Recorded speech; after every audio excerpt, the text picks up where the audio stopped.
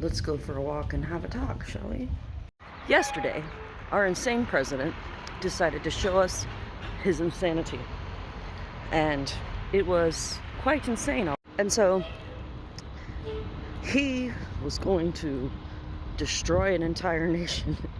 And now today, this man who thinks he really is something, who knows the art of the deal, has made it where Iran is in a much better position than they were beforehand. And if anybody's victorious, it's certainly not us today. We look like the laughingstock idiots who are ran by a genocidal maniac who doesn't know what he's doing from one second to the next. I don't even know what to say about it anymore. And then whenever you show people the craziness that the police are doing in the police state, you show people the craziness that DHS and ICE is doing, and they celebrate it. And these are people that claim that they give a shit about God. I just can't even imagine how you could literally be such a hypocrite and just days after Easter talk about the destruction of an entire country, cussing people out.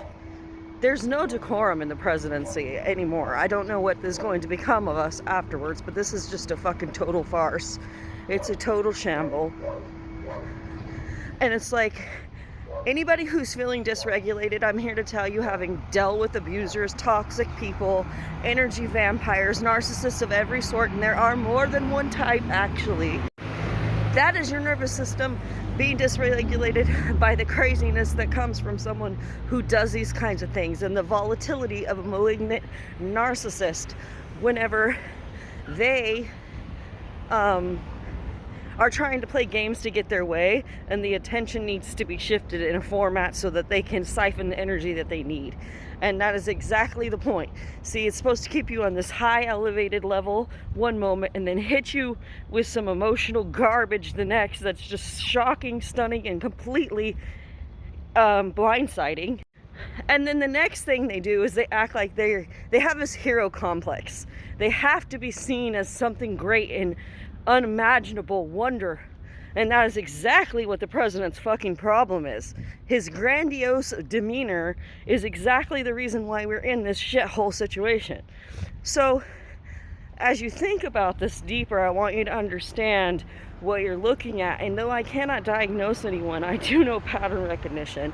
And I've gone to therapy for nearly a decade with a wonderful therapist who has taught me a lot about trusting my intuition and my discernment. And I'll tell you what, if I would have listened to this many, many years ago, how much could I have saved myself from? But I will.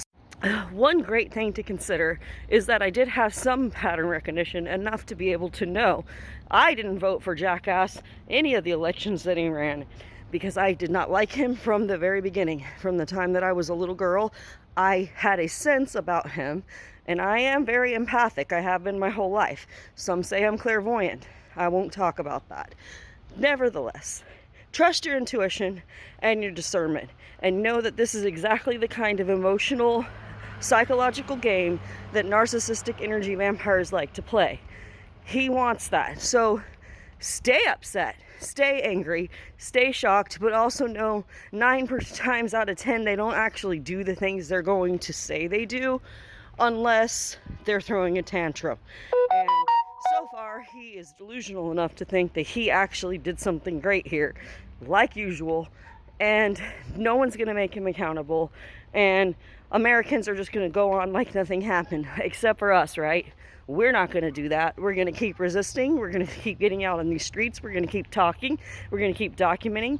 We're going to keep using our constitutional basis, law, in order to hold those accountable who violate our rights. And we're going to show them that Americans aren't going to take this bullshit.